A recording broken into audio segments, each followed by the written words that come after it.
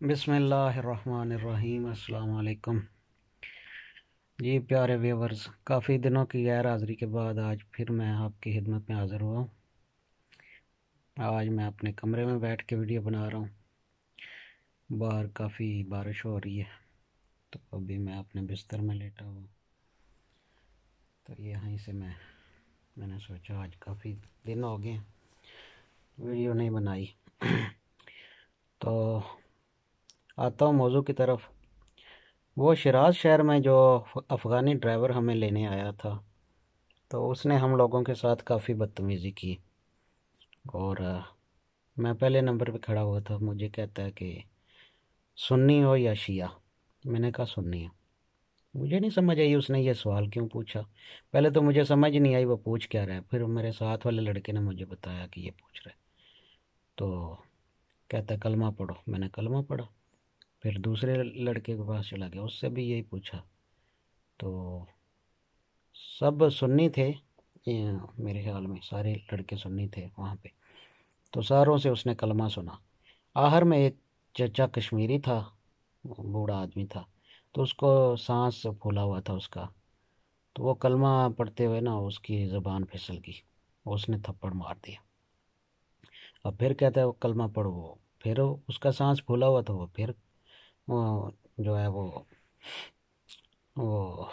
उसकी ज़बान फिसल जाए, ये फिर थप्पड़ मार दे। इस तरह 3-4 दफ़ा उसने किया। तो इतनी देर में गाड़ियाँ पहुँच गई। तो हम लोग गाड़ियों में बैठे और ये नज़दीक ही सफ़र था, कोई घंटे का सफ़र था। तो एक घर में उसने, वीरान घर था, तो उसमें उसने हमें छोड़ा। वहाँ जिस तरह कबूतर रखने के शौकीन हजरात हैं, उनको पता होगा कि वो कबूतरों के लिए जो छोटे छोटे घर बनाते हैं ना, वहाँ उस तरह के 2 घर थे। अंधेरा था, तो वहाँ उसने हमें वो कबूतरों के जो है वो घरों में रखा।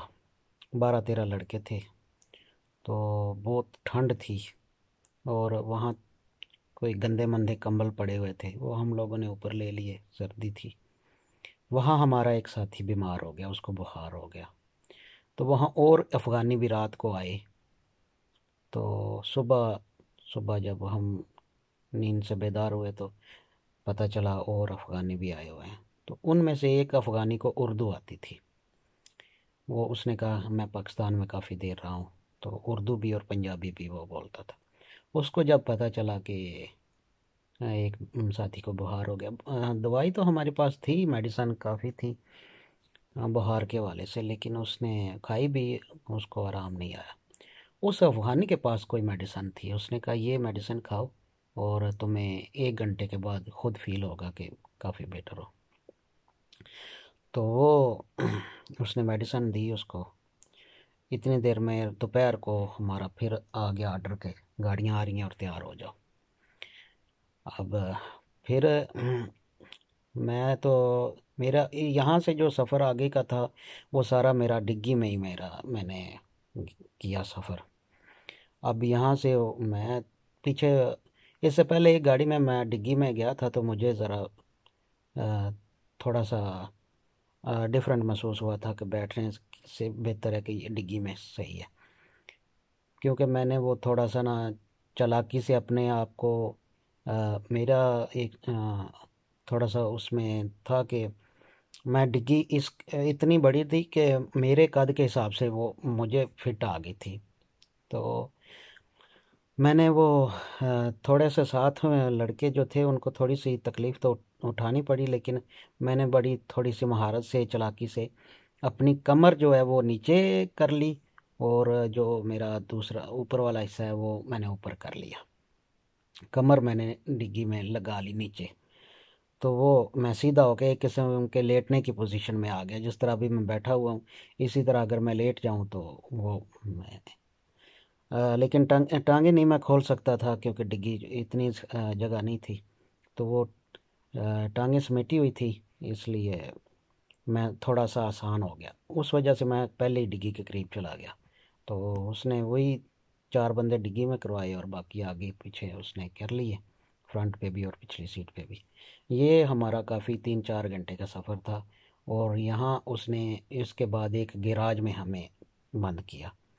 अब गैराज का मालिक था जो, वो थोड़ी देर के लिए आया, उसने पानी की बोतलें दी हम लोगों को और खाने के लिए कुछ नहीं दिया। सुबह जब हम बेदार हुए तो एक अफ़गानी कहता है मैंने वॉशरूम जाना है, उसने वॉशरूम के लिए भेजा उसे। तो मुझे भी बहुत शिद्दत से ना हाजत थी वॉशरूम की, मैंने भी कहा कि मैं वॉशरूम जा रहा हूँ। तो उसने कहा ठीक है, वो अफ़गानी ईरानी मुझे साथ लेके गया।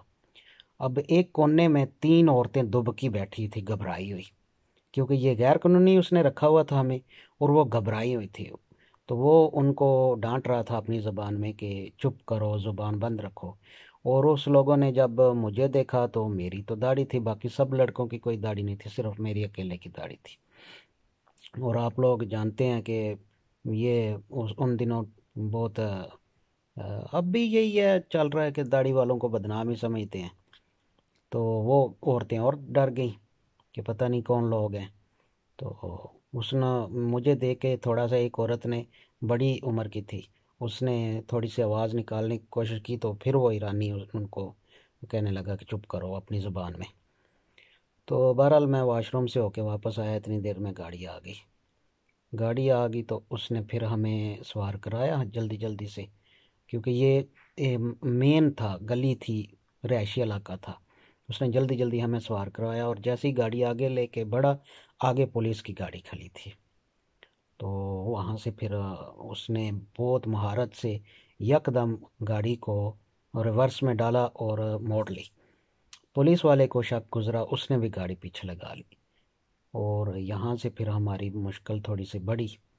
आगे जाके उसने एक और गाड़ी को फ़ोन किया, और वो गाड़ी आ गई, उसने हमें जल्दी जल्दी निकाला और दूसरी गाड़ी में सवार करवाया। दूसरी गाड़ी में सवार करवाते हुए मेरे पाँव की जो चप्पलें थी, वो बूट मैंने बैग में रखे हुए थे पहाड़ों के लिए, और चप्पलें मैंने पहनी हुई थी। तो वो चप्पलें मेरी उतर गई सड़क पे। उसने पहले मुझे पिछली सीट पे डाला, तो पिछली सीट पे मेरी जगह नहीं बनती थी, बहुत ज़्यादा लड़के थे। उसने उन सब के ऊपर मुझे फेंक दिया। तो दरवाज़ा बंद करे तो दरवाज़ा ना बंद हो। तो फिर उसने मुझे वहाँ से निकाल के तो डिग्गी में डाल दिया। तो फिर ये सफ़र हमारा बहुत देर तक चलता रहा, और फिर उसने हमें पहाड़ों के दरमियान में एक मोर्चा, जो आर्मी वाले मोर्चा खोदते हैं उस तरह का मोर्चा था, उसमें डाल दिया जाके। वहाँ 2-3 लड़के और थे। और यहाँ से फिर आगे की दास्तान अगली वीडियो में शेयर करूँगा आप लोगों के साथ। तो बराए मेहरबानी कुछ तावन किया करें, वीडियो को लाइक और शेयर लाजमी किया करें, चैनल को सब्सक्राइब भी लाजमी किया करें। दुआ फरमाया करें जो इस आ रहे हैं। अभी कुछ पिछले दिनों में पता चला है कि बोस्निया में क्रोशियन पुलिस ने 2 पाकिस्तानी मार दिए हैं। तो दुआओं में याद रखा करें, ये बहुत एक ख़तरनाक सफ़र है। बस जिसकी फिर ज़िंदगी ख़त्म होनी होती है, उसका तो कोई ना कोई बहाना बनना ही होता है, लेकिन फिर भी दुआओं में याद रखा करें। तो चैनल को ज़रूर सब्सक्राइब किया करें। बहुत शुक्रिया, जज़ाकल्लाह।